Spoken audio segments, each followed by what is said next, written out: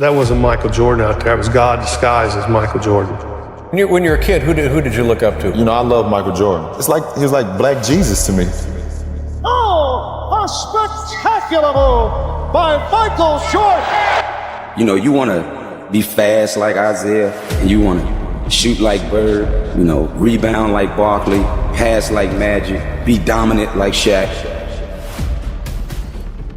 But man, I wanted to be like Mike.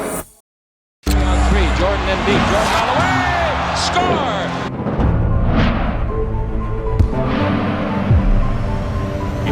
Jordan past Petrovic. Wow! Oh, yes, yes, you can't believe that! Picture the NBA as a finished product. Rules set, power structures locked, legends already crowned, everything feels settled. The league has its myths, its villains, its champions already etched into memory. Dynasties already have explanations. Failures already have excuses. History already feels written. Even the arguments feel inherited. Like you pick a side and defend it forever. Like it's family politics. Debates still exist, sure, but they feel controlled. Predictable, safe. You know where they're going. You know how they end. Someone brings up rings. Someone brings up eras. Someone brings up rules. Then everyone goes home with the same opinion they arrived with. Now picture one season, breaking all of it. Not slowly, not over time, all at once. No buildup, no warning signs. No gradual shift you can track on a graph. No in hindsight. No, we should have seen it coming. Just a clean snap. That was 1991. Before we even talk about trophies or stats, let's say this, plainly. Basketball existed before 1991.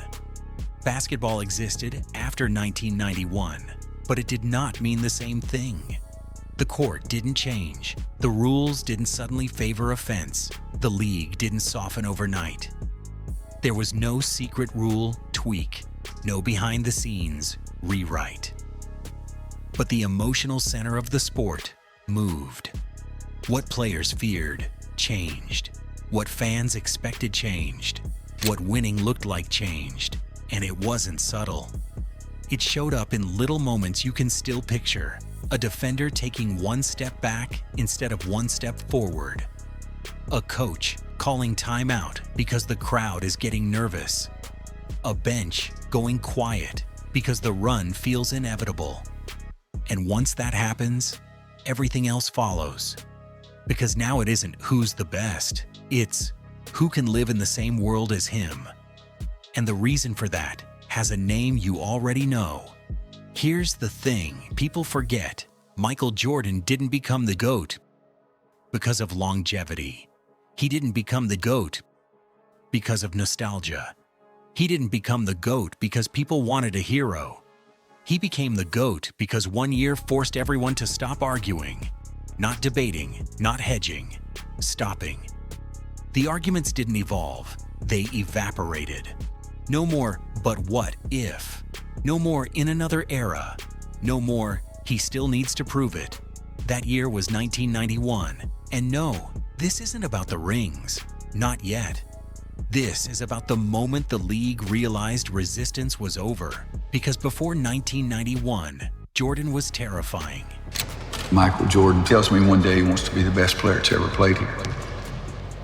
And I said, well, you got to work harder than you did in high school. He said, I worked as hard as everybody else. I said, oh, excuse me. I thought you just told me you want to be the best player to ever play here. He said, I'm going to show you. Nobody will ever work as hard as I work. Get your highlight reels rolling. Number 23's in the house. A spectacular move by Michael Jordan. Oh, an unbelievable move! He put it in and out! The batting saw all his hang tags on. There was a new one. Michael Jordan! How high can you get up? Oh, yes, here comes Mike. Oh, what a play. This is Michael Jordan at his best. There's very few people on this planet that can do this. After 1991, he was inevitable. There's a difference. Terrifying means you prepare. Terrifying means you believe effort might matter. Terrifying means you think you can survive. Inevitable means effort becomes irrelevant. It means you play perfect and still lose. It means you do everything right and still feel helpless. It means the best plan you have is hope he misses. And good luck with that. Let's rewind. Before this season, Jordan was already the best scorer alive. Everyone knew it. Defenders knew it. Coaches knew it. But the first day in practice, my mentality was whoever is the team leader on that team, I'm going after him. And I'm not going to do it with my voice because I had no voice. I have to do it with the way that I play. Opposing fan bases definitely knew it. There was no mystery left, no discovery phase, no learning curve. He wasn't sneaking up on anyone. He wasn't benefiting from surprise. He was the problem every night. He was dropping 50 like it was an inconvenience, winning scoring titles while getting double-teamed at half court, making elite defenders look like practice cones. And even before 1991, the league had already watched him do things that sounded made up. Back-to-back 50s, like it was normal. A 69-point night, a 63-point playoff game in Boston, where even the other team couldn't hide the respect. Unbothered. How's the transition been from college to the NBA? Well, I think it's been pretty easy. But it was an incredible playoff performance. I've never seen it before, and I had never seen it after. That wasn't Michael Jordan out there. It was God disguised as Michael Jordan. That wasn't potential. That was proof. Entire quarters warped around him. Crowds leaned forward the moment he touched the ball. Defenders picked him up earlier and earlier, hoping distance might help. And you know what's funny? The earlier they picked him up, the calmer he looked. Like, oh, you want to start suffering in the first quarter? Respect. All defense players had career nights, ruined by him. Whole rotations got changed because one matchup couldn't survive. Entire game plans existed just to slow the damage. And still, it kept happening. But there was still a rule, a very important rule. Scorers don't win championships alone. Flash doesn't beat structure. Individual brilliance eventually runs into systems. That rule wasn't hypothetical. It had receipts. It had history behind it. It had banners behind it. It had proof. And for years, that rule looked bulletproof. Detroit enforced it. Boston embodied it. Los Angeles benefited from it. Those teams didn't care how gifted you were. They cared how long you could hold up when it stopped being fun. They dragged games into the mud. They dared stars to stay patient. They trusted experience to break talent. Jordan kept running into walls. Bad boys, veterans, teams that punched back and didn't blink, teams that waited for fatigue, teams that trusted experience over explosion, teams that believed time was on their side, teams that didn't fear highlights. They feared endurance. They weren't trying to beat him on the scoreboard first. They were trying to beat him in his head, make him press, make him go solo, make him play angry. And every year, the same conversation followed. Best player alive? Sure. Winner? We'll see. Scotty dumps it inside to Jordan. Michael gets fouled. What a tough shot he just hit. Now Michael posted up down low. They get him the ball. He makes a spin. He gets a two-handed push and right over the rim. Michael into Jordan. Michael around Walker for that. Greatness acknowledged. Greatness contained. That was the ceiling they tried to place on him. And Jordan heard it.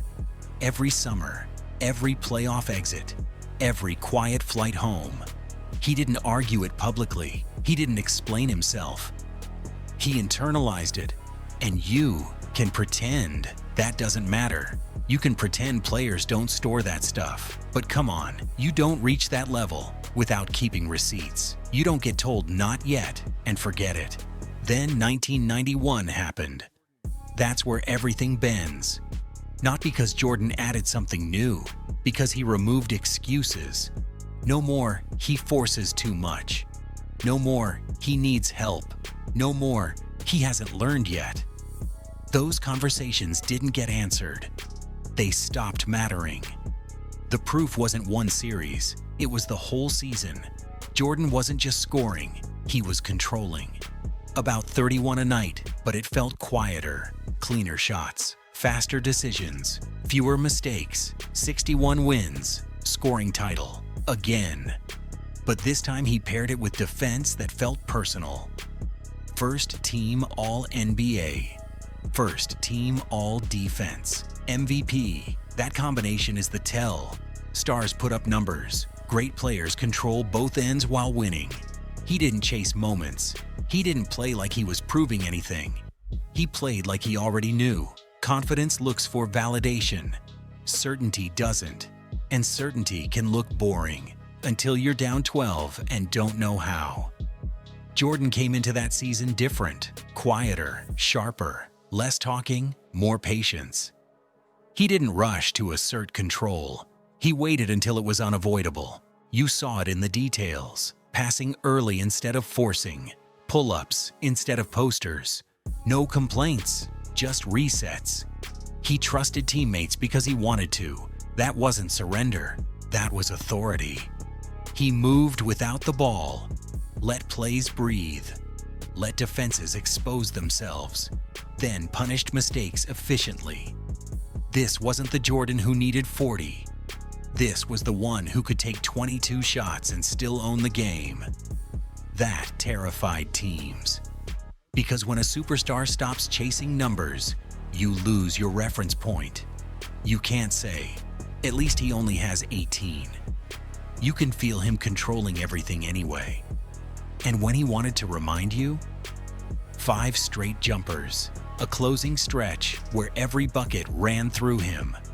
His pace wasn't caution, it was choice. You couldn't wear him down, couldn't bait him, couldn't wait for frustration.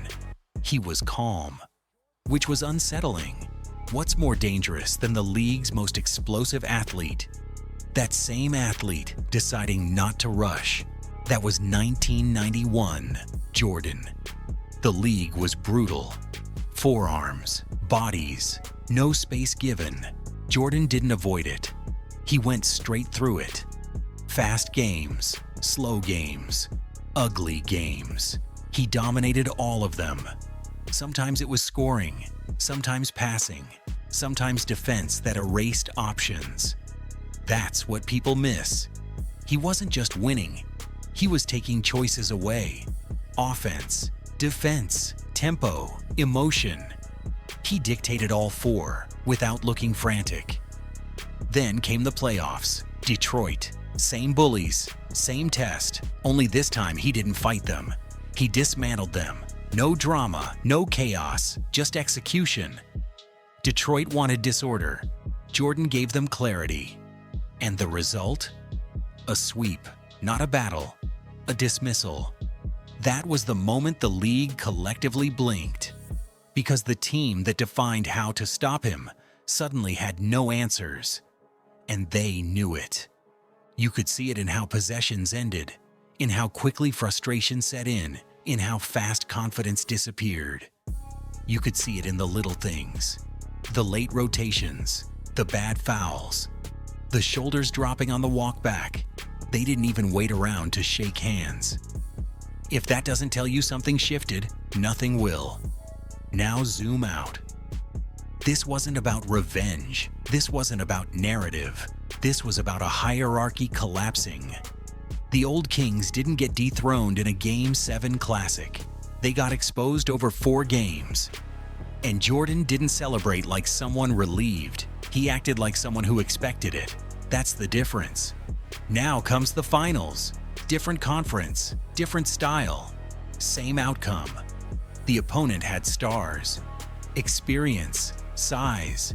They had plans, counters, confidence, and none of it mattered. And if you want a micro moment from that finals that tells the story, it's this, the shrug game. The moment where he nails a shot, looks around like he's annoyed you even tried, then keeps moving. That's not a player surviving the finals. That's a player running them. Jordan didn't chase the matchup. He absorbed it. He scored when needed. He facilitated when smarter. He defended like it was personal. And the most important thing? He never let the moment speed him up. Big possessions looked routine. Late-game shots looked practiced. Pressure didn't alter his rhythm. Finals pressure breaks people. Finals pressure makes legs heavy. Finals pressure makes simple passes hard. Jordan looked like he was playing a regular night.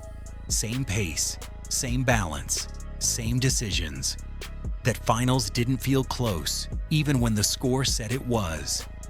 Because momentum never changed hands. Jordan held it the entire time. And he didn't just win, he won while leading the finals in scoring.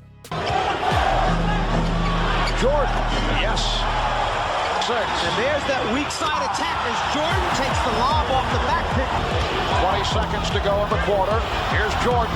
Oh, what a move by Michael Jordan.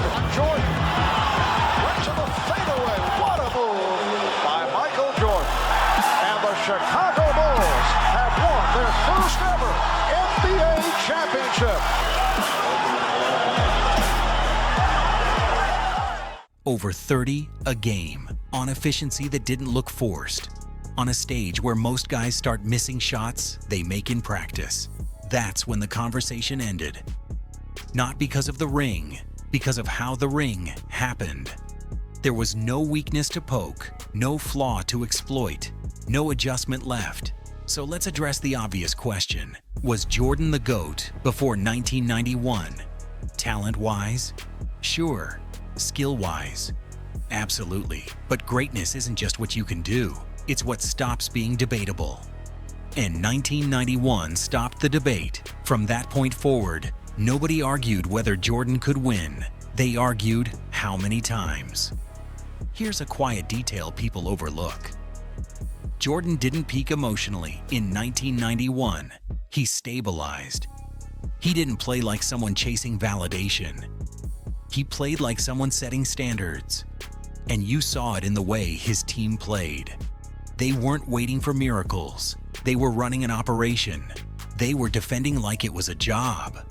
They were closing games like it was routine. That's why teammates followed him differently after that year. They trusted him. They didn't fear him. Fear makes people freeze.